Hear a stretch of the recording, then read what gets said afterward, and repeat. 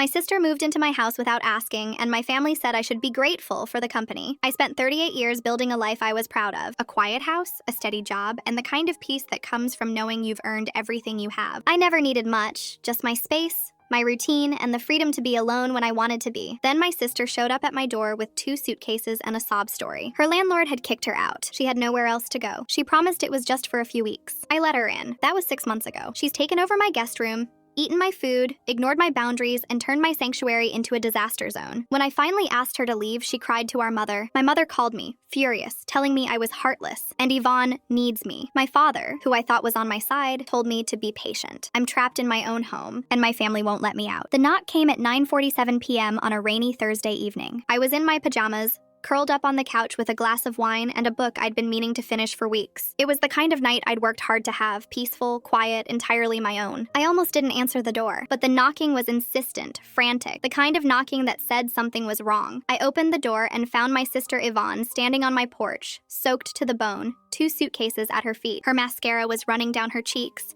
and her eyes were red and swollen. She looked like she'd been crying for hours. "Avery," she said, her voice cracking. "I'm so sorry. I didn't know where else to go." I stared at her, my brain struggling to process what I was seeing. Yvonne was always a mess, always bouncing from one crisis to another, but this was different. She looked broken. "What happened?" I asked, stepping aside to let her in. "My landlord kicked me out," she said, dragging her suitcases through the doorway. "He said I was late on rent again. I've been trying to find a place, but I can't afford anything. I have nowhere else to go." I felt a familiar knot form in my stomach. Yvonne had always been like this, chaotic, impulsive, incapable of taking care of herself. She'd been bailed out by our parents so many times that I'd lost count, but I'd never been the one to bail her out. I'd always kept my distance, kept my boundaries. "Yvonne, I know, she cut in, her voice desperate. "I know I'm a mess. I know I've made terrible decisions, but I'm your sister Avery. You're the only one I have left. Please, just for a few weeks. I'll find a job. I'll get back on my feet. I promise." I looked at her standing in my hallway, dripping water onto my hardwood floors, her face a mask of desperation and shame. I wanted to say no. Every instinct I had was screaming at me to say no, but she was my sister, and she was clearly in trouble. "Fine," I said, the word coming out before I could stop it. "But just a few weeks? You need to find a job. You need to get your own place. This isn't permanent." She threw her arms around me, soaking my pajamas. "Thank you, thank you, thank you. I won't let you down." I promise. I didn't believe her, but I wanted to. The first few weeks were okay. Yvonne stayed in the guest room, kept to herself, and seemed to be making an effort. She applied for jobs online, went on interviews, and told me she was close to finding something. I believed her. I wanted to believe her. Then things started to change. The dishes piled up in the sink. Her clothes started appearing in the living room. She stopped looking for jobs and started spending her days on the couch, watching reality TV and eating my food. The few weeks turned into a month, then 2 months, then 3. I tried to talk to her about it. "Yvonne, I need you to start contributing." This was supposed to be temporary. She looked at me with wide, innocent eyes. "I'm trying, Avery. I really am. The job market is just so tough right now, and I've been so depressed. You wouldn't want me to go back to my old ways, would you?" The guilt was immediate and crushing. She was playing the victim, and she knew exactly how to push my buttons. I backed down. I always backed down. Then my food started disappearing faster than usual. My wine bottles were empty when I hadn't opened them. My Netflix account was showing shows I'd never watched. Yvonne was living in my house like it was her own, and she wasn't even trying to hide it. I called our mother to vent. I needed someone to understand, someone to tell me I wasn't being unreasonable. "Mom, I don't know what to do," I said. "Yvonne has been here for 3 months. She's not looking for a job. She's not contributing anything. She's just living off me." My mother sighed, the sound heavy with exasperation. "Avery, she's your sister. She's going through a hard time. You need to be patient with her." "Patient? Mom, she's been here for 3 months. She's eating my food, using my utilities, and she hasn't contributed a single thing. I'm not a hotel." "No one said you were a hotel," my mother said, her voice sharpening. "But family helps family. Yvonne has always struggled. You've always been so independent. You don't understand what it's like for her." I felt the familiar sting of being dismissed. I'd spent my entire life being the independent one, the one who didn't need help, the one who could take care of herself. And that meant my needs didn't matter. "Mom, I'm not going to keep supporting her forever. She needs to get her life together." "She will," my mother said. "Just give her time." I hung up, feeling more frustrated than before. The breaking point came when I came home from work to find Yvonne in my bedroom. She was wearing my clothes. She was going through my jewelry box. She had my expensive perfume sprayed all over herself. "What are you doing?" I demanded. She spun around, her face flushed with guilt. "Oh, I wanted to look nice. I had an interview today." "An interview? You told me you weren't looking for jobs anymore." "I changed my mind," she said, shrugging. "You're always telling me I need to get my life together, so I'm trying." I stared at her, my hands shaking with rage. She was wearing my clothes, using my things, and lying to my face. And she didn't seem to think any of it was wrong. "You need to leave," I said. "What?" "You heard me. You need to get out of my house." Yvonne's face crumpled. "Avery, please. I have nowhere to go. You're the only one I have." "I don't care," I said, my voice cold. "You've been here for 6 months. You've contributed did nothing. You've disrespected me and my home. And I'm done, she started crying. Loud, theatrical sobs that echoed through the house. I knew it. I knew you'd abandon me. Everyone abandons me. You're just like everyone else. I didn't respond. I walked to my phone and dialed my mother's number. This is what you wanted, isn't it? Yvonne screamed. You wanted me to fail. You've always been jealous of me. You've always wanted me to be a failure. I felt the rage boil over. Jealous of you? Yvonne, I have a job, a house, a life. You have nothing. You've always had nothing. And instead of working to change that, you just take from everyone else. I'm done.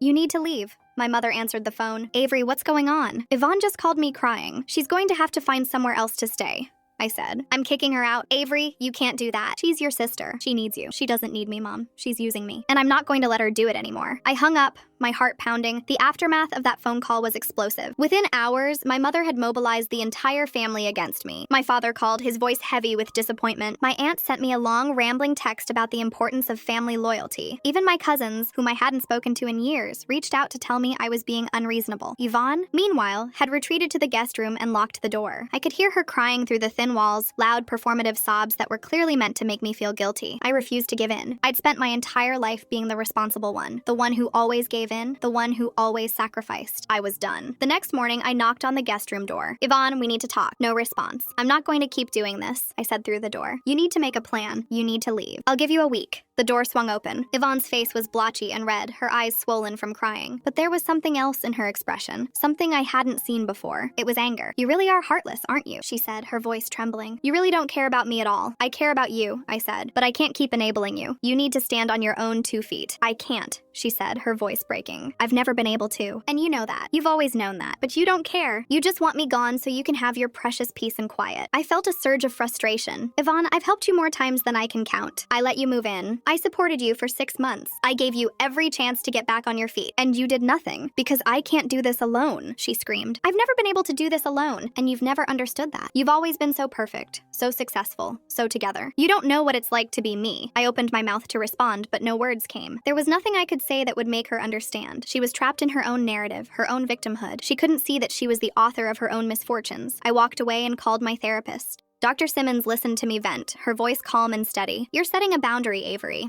That's a healthy thing to do. Your sister is an adult, and she's responsible for her own life. You can't save her from herself. But my whole family is against me, I said. They're making me feel like I'm the villain. Of course they are, Dr. Simmons said. They've been enabling your sister for years. When you stop playing your role in the family dynamic, they have to face the consequences. It's easier for them to blame you than to hold Yvonne accountable. I knew she was right, but it didn't make it any easier. A few days later, my mother showed up at my house. She didn't call ahead, she just appeared at my door, her face set in a determined expression. Mom, what are you doing here? I asked, stepping outside to meet her. I'm here to talk some sense into you, she said. You can't kick Yvonne out. She has nowhere to go. She can go to you, I said. You're her mother. You can take her in. My mother's face flushed. I can't. Your father and I don't have the room. And we're too old to be dealing with her drama. So you want me to deal with it instead? I asked, incredulous. You want me to sacrifice my home, my peace, my sanity, because you don't want to? Family helps family, my mother said, repeating the same tired line she'd been using my entire life. I've been helping her for 6 months, I said. She's done nothing to help herself, and I'm done. My mother stared at me, her eyes hard. You're a selfish, ungrateful daughter. After everything I've done for you, what have you done for me? I cut in, my voice rising. You've spent my entire life making me feel like I don't matter. You've always put Yvonne first. You've always made excuses for her. And now you want me to sacrifice everything for her too. I'm not doing it. I walked back inside and closed the door. The next few weeks were a nightmare. Yvonne refused to leave. She barricaded herself in the guest room and ignored me whenever I knocked. My mother called me every day, alternating between pleading and threatening. My father sent a few texts, his words careful and measured, but I could tell he was on my mother's side. I consulted a lawyer about eviction proceedings. It felt extreme, but I didn't know what else to do. The lawyer told me I had the legal right to evict Yvonne,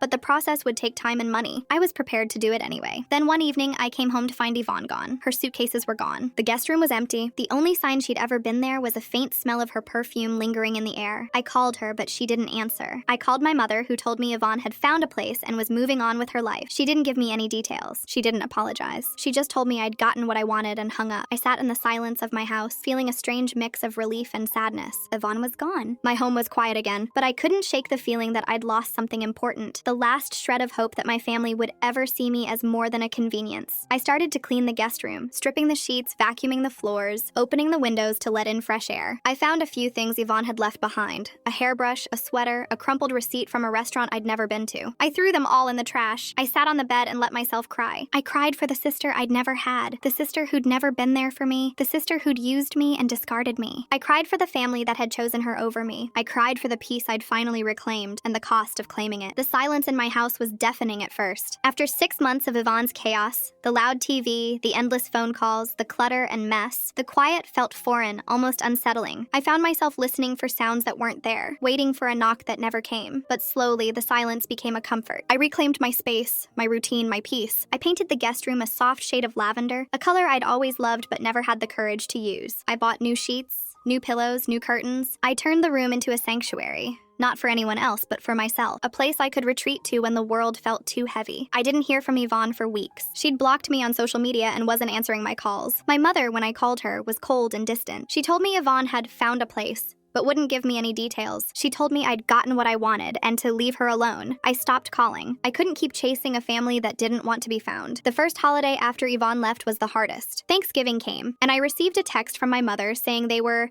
having a small gathering, but I was not invited. I'd been officially excluded from my own family's celebration. I spent the day alone, cooking a small turkey for myself, watching old movies, and trying not to cry. It was the loneliest holiday of my life, but it was also strangely liberating. I wasn't chasing after their approval anymore. I wasn't trying to earn a seat at a table that didn't want me. I started to build my own traditions. I hosted a Friendsgiving for the people who actually cared about me. My best friend Carla, a few colleagues from work, my neighbor Susan, who'd always been kind. We ate, we laughed, we talked about everything and nothing. It wasn't perfect, but it was real. It was mine. I started to heal. I went to therapy regularly, working through the decades of pain my family had caused. I started painting again, creating pieces that reflected my journey, from invisibility to visibility, from silence to voice. My art became my therapy, my way of processing everything I'd been through. One evening, about 4 months after Yvonne left, I received a letter. It was from my mother. I stared at the envelope for a long time, my heart pounding. I didn't know if I could bear to read it, but something made me tear it open. Avery, the letter began. I know you probably don't want to hear from me. I know I've hurt you in ways I can never undo, but I need you to know that I've been thinking about everything. About what I said to you, about how I treated you, about the way I chose Yvonne over you, over everything. I felt tears prick at my eyes. I kept reading. Yvonne is gone. She moved across the country without telling me. She's cut me off completely. She took everything I gave her. Money, support, my heart, and she left. I have no idea where she is. I have no idea if she's okay. She wrote about the emptiness Yvonne had left behind, the realization that she'd sacrificed her relationship with me for a daughter who didn't care. She wrote about the guilt she felt, the shame of pushing away the one daughter who'd always been there. I don't expect you to forgive me. I don't deserve your forgiveness, but I want you to know that I see you now. I see the daughter who was always there,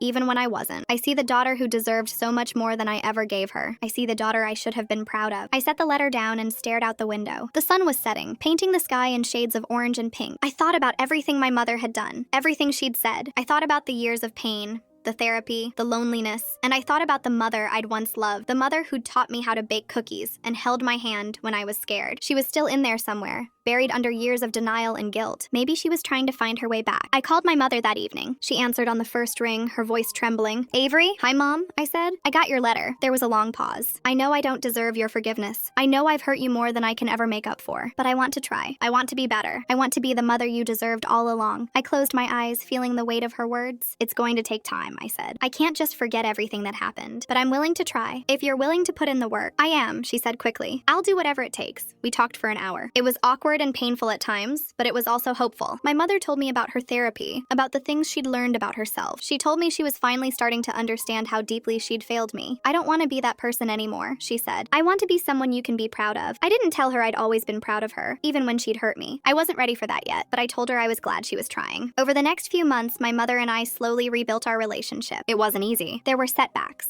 Moments when old patterns resurfaced, times when I wanted to walk away again. But we kept trying, we kept talking, we kept showing up for each other. Yvonne never came back. I heard through the grapevine that she'd moved to a different state, started a new life, and was still making the same mistakes. I felt a pang of sadness, but I also felt a sense of closure. She was no longer my problem. She was no longer my burden. The next Thanksgiving, my mother invited me to dinner. It was just the three of us, my mother, my father, and me. No extended family, no drama. Just a quiet meal and tentative conversation. It wasn't perfect. It was awkward and painful at times, but it was a beginning. A new chapter. I still had bad days. Days when the anger came back, when I remembered everything and wanted to scream. But those days were fewer now. They were smaller. I was learning to live with the weight of the past. I was learning to let go. And I was learning to forgive. Not because my family deserved it, but because I deserved peace.